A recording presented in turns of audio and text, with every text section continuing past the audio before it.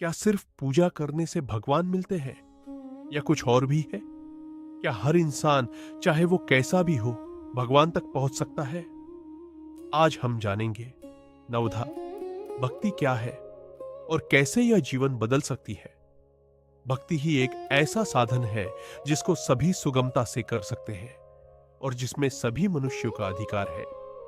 इस कलिकाल में तो भक्ति के समान आत्मोद्धार के लिए दूसरा कोई सुगम उपाय है ही नहीं, क्योंकि ज्ञान, योग, तप, याग आदि इस समय सिद्ध होने बहुत ही कठिन है और इस समय इनके उपयुक्त सहायक सामग्री आदि साधन भी मिलने कठिन है। इसलिए मनुष्य को कटिबद्ध होकर केवल ईश्वर की भक्ति का ही साधन करने के लिए तत्पर होना चाहिए। विचार करके देखा जाए तो संसार में धर्म को मानने वाले जितने लोग हैं, उनमें अधिकांश ईश्वर भक्ति को ही पसंद करते हैं। अब हमको यह विचार करना चाहिए कि ईश्वर क्या है और उसकी भक्ति क्या है। जो सबके शासन करने वाले, सर्वज्ञ, सर्वशक्तिमान, सर्वांतर्यामी है, न्याय और सदाचार जिनका कानून है, जो सबके साक्षी और सबको शिक्षा, बुद्धि और ज्ञान देने वाले हैं, तथा जो तीनों गुणों से अतीत होते हुए भी लीला मात्र से गुणों के भोक्ता है, जिनकी भक्ति से मनुष्य संपूर्ण दुर्गुण, दुराचार और दुखों से विमुक्त होकर परम पवित्र बन जाता है, जो अव्यक्त होकर भी जीवों पर दया करके जीवों के कल्याण एवं धर्म के प्रचार तथा भक्तों को आश्रय देने के लिए अपनी लीला से समय समय पर देव, मनुष्य आदि सभी रूपों में व्यक्त होते हैं, अर्थात साकार रूप से प्रत्यक्ष प्रकट होकर भक्त जनों को उनके इच्छा अनुसार दर्शन देकर आह्लादित करते हैं, और जो सत्य युग में श्री हरि के रूप में, त्रेता युग में श्री राम रूप में, द्वापर युग में श्री कृष्ण रूप में प्रकट हुए थे, उन प्रेम में नित्य अविनाशी विज्ञानानंद घन सर्वव्यापी हरि को ईश्वर समझना चाहिए। अब भक्ति किसका नाम है, इस विषय में विचार करना चाहिए। महर्षि शांडिल्य ने कहा है, सा परानुरक्तिरीश्वरे, ईश्वर में परम अनुराग यानी परम प्रेम ही भक्ति है। देवर्षि नारद ने भी भक्ति सूत्र में कहा है, सा त्वस्मिन् परम प्रेम रूपा, उस परमेश्वर में अतिशय प्रेम रूपता ही भक्ति है। अमृत स्वरूपाच, और वह अमृत रूप है। इस प्रकार और भी बहुत से वचन मिलते हैं। इनसे यही मालूम होता है कि ईश्वर में जो परम प्रेम है वही अमृत है, वही असली भक्ति है। यदि कहें कि व्याकरण से भक्ति शब्द का अर्थ सेवा होता है, क्योंकि भक्ति शब्द भज सेवायाम धातु से बनता है, तो यह कहना भी ठीक ही है। प्रेम सेवा का फल है और भक्ति के साधनों की अंतिम सीमा है। जैसे वृक्ष की पूर्णता और गौरव फल आने पर ही है, इसी प्रकार भक्ति की पूर्णता और गौरव भगवान में परम प्रेम होने में ही है। प्रेम ही उसकी पराकाष्ठा है और प्रेम के ही लिए सेवा की जाती है। इसीलिए वास्तव में भगवान में अनन्य प्रेम का होना ही भक्ति है।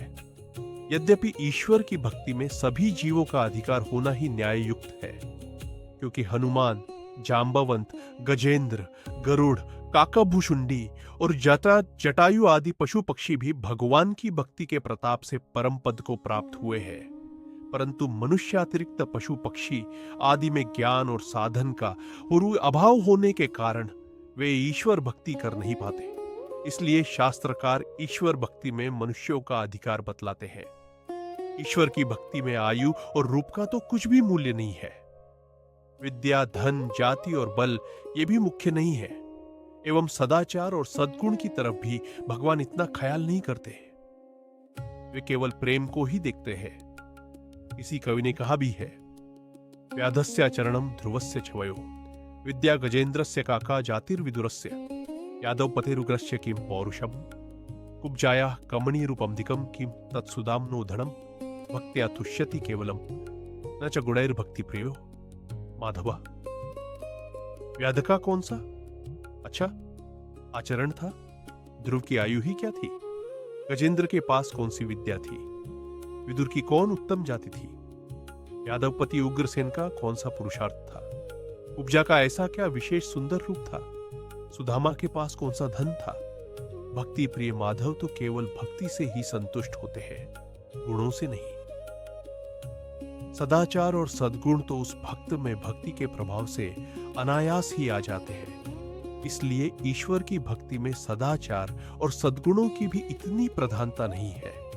किंतु इससे यह नहीं समझ लेना चाहिए कि ईश्वर की भक्ति में सदाचार और सद्गुणों की आवश्यकता ही नहीं है। जैसे बीमार आदमी के लिए रोग की निवृत्ति में औषध का सेवन प्रधान है और साथ ही साथ पथ्य की भी आवश्यकता रहती है, इसी प्रकार जन्म मरण रूपी भव रोग की निवृत्ति के लिए ईश्वर की भक्ति परमौषध है और सद्गुण तथा सदाचार का सेवन पथ्य है। लौकिक रोग की निवृत्ति के लिए रोगी औषध का सेवन करता हुआ यदि पथ्य की ओर ध्यान नहीं देता तो उसके रोग की निवृत्ति प्रायः नहीं होती, किंतु सदाचार और सद्गुण रूपी पथ्य की कमी रहने पर भी भक्ति रूपी औषध के सेवन से भवरोग की निवृत्ति हो जाती है, क्योंकि भक्ति रूपी औषध पथ्य का काम भी कर लेती है। इतना ही नहीं, पुस्समी कंधीरपी कुपथ्य सेवन से उत्पन्न हुए नाना प्रकार के दुर्गुण और विघ्न रूप दोषों का नाश एवं सदाचार सद्गुण रूप पथ्य का उत्पादन भी ईश्वर भक्ति कर देती है तथा सदा के लिए रोग की जड़ उखाड़ डालती है। अतः ईश्वर भक्ति परमौषध है। भक्ति के प्रधान दो भेद है, एक साधन रूप जिसको वैद और नवधा के नाम से भी कहा है, और दूसरा साध्य रूप जिसको प्रेमा प्रेम लक्षणा आदि नामों से कहा है। इनमें नवधा साधन रूप है और प्रेम साध्य है। अब यह विचार करना चाहिए कि वैद भक्ति किसका नाम है।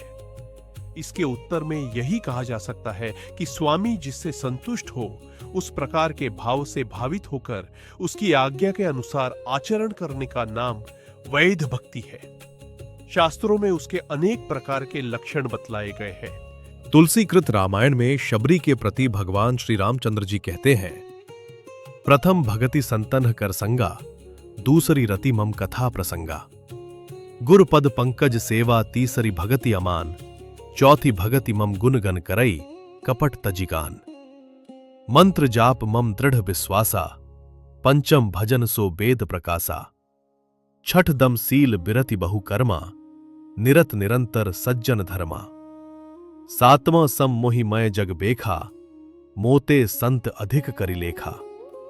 आठवां जथा लाभ संतोषा, सपने हूं नहीं देखई पर दोषा। नवम सरल सब सन छलहीना, मम भरोस ही हर्ष न दीना।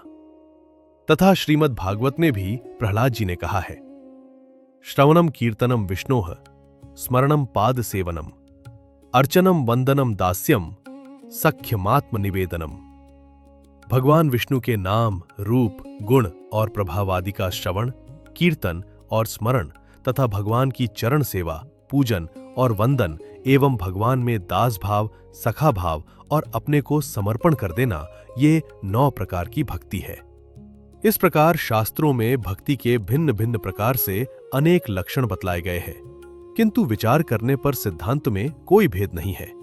तात्पर्य सबका प्रायः एक ही है कि स्वामी जिस भाव और आचरण से संतुष्ट हो, उसी प्रकार के भावों से भावित होकर उनकी आज्ञा के अनुकूल आचरण करना ही सेवा यानी भक्ति है। अब श्रीमद् भागवत में प्रहलाद के द्वारा बतलाई हुई नवधा भक्ति के विषय में उसके स्वरूप, विधि, प्रयोजन, हेतु, फल और उदाहरण का दिग्दर्शन कराया जाता है। इस उपर्युक्त नवधा भक्ति में से एक का भी अच्छी प्रकार अनुष्ठान करने पर मनुष्य परम पद को प्राप्त हो जाता है। फिर जो नवों का अच्छी प्रकार से अनुष्ठान करने वाला है, उसके कल्याण में तो कहना ही क्या है। अगर आपको यह वीडियो पसंद आया हो तो लाइक करें, शेयर करें और ऐसे ही आध्यात्मिक कंटेंट के लिए चैनल को सब्सक्राइब करें। जय श्री राम।